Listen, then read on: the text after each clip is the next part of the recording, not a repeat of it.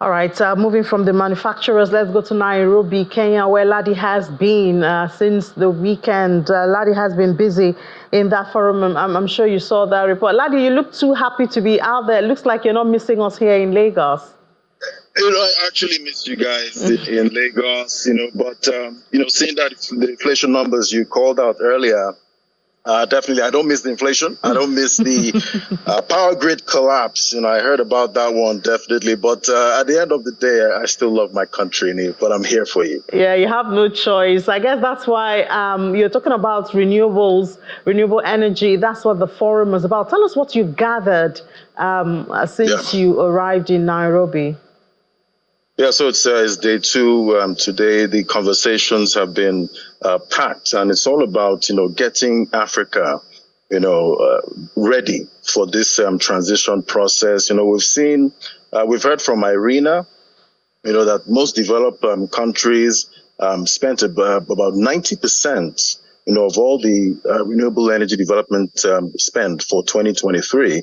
And you have Africa, the African continent there, lagging with just about, 1.6%. So, definitely it's all about ramping up spend now for renewable energy in Africa. And we know the problems, in Africa when it comes to energy poverty.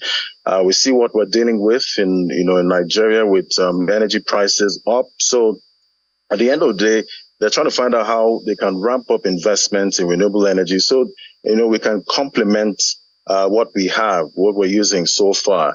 Today was we had an incredible panel, with ministers, investors, stakeholders in this renewable energy space, and they talked about developing and implementing energy transition projects. And one interesting comment I got here, he said, you see most of the developed countries, having access to these funds and investing heavily in renewable energy. But at the end of the day, we need Africa to also transition. And with the problems with high debt levels, we're seeing access to finance and, the high interest rate environment, even though we see some central bankers are trying to, get on that rate cutting cycle, but not everybody can cut rates at this time. So at the end of the day, access to finance for Africa and in getting these investments into renewable energy, that was on the front burner. And so many conversations, so many incredible people here, trying to forge a path for Africa, because if the whole world transitions without Africa, then definitely there's a problem. So we looked at the pledges from COP28, and we know that the plan is to get global warming below 2%. And, Irina did a progress check on that. And they've noticed that for us to hit that target, we have to ramp up spending about threefold when it comes to renewable energy spending. So at the end of the day, it's going to cost a lot of money to make this transition possible. I've termed it the great transition, at this point. But at the end of the day, we need to make it happen so that the world can be safe for all of us. Because with all of the investments, if we're over 2%, it's going to be definitely hard living. But I'm going to bring on Wangari Mochiri, now Director of Africa Global Wind Energy Council, and she's going to be briefing you on what's happening at this point when it comes to wind energy.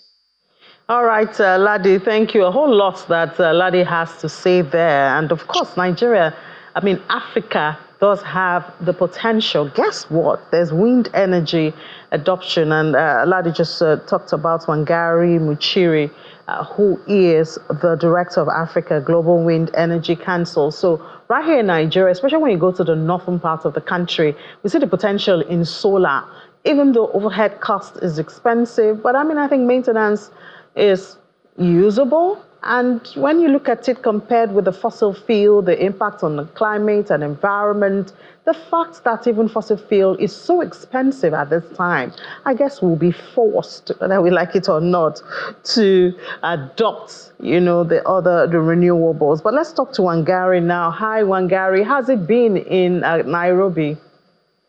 Hi, Amy. It's been absolutely fantastic here in Nairobi. Really inspiring to see renewable energy at the forefront of the conversation. and really being spoken about in terms of accelerating, investing, bringing jobs to the continent. And as you said, not looking at only one technology in terms of fossil fuels that we've traditionally been using, but looking at it as a suite of technologies that we can use to really accelerate our development as Africans.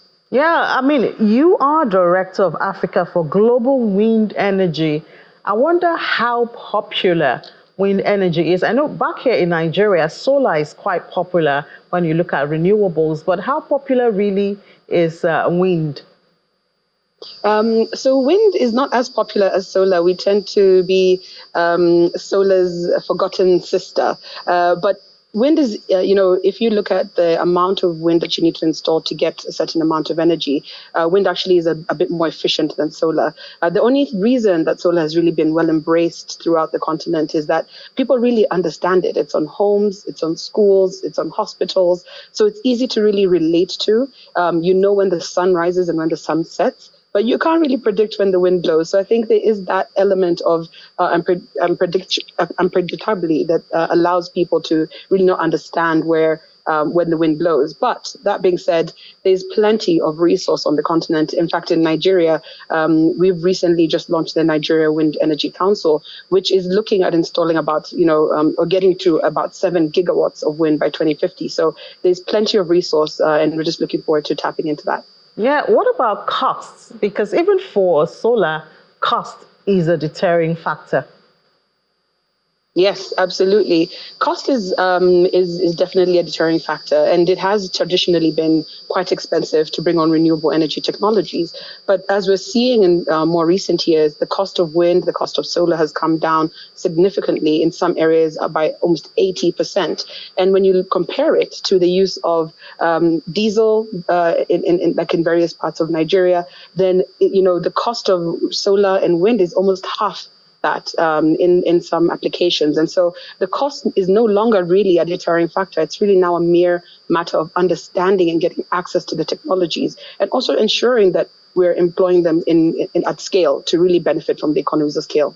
All right. Thank you so much, Wangari Muchiri. I know you still have a couple of days right there. And I wonder if Ladi will bring you on again before we leave. But thank you for your time. I wish you the best in your conversation. Thank you so much. Thanks for having me. All right, I wonder if we'll be able to get Ladi. Okay, we'll keep that till tomorrow. We should be able to get updates from Ladi tomorrow as he continues his sojourn in Nairobi, Kenya. Now.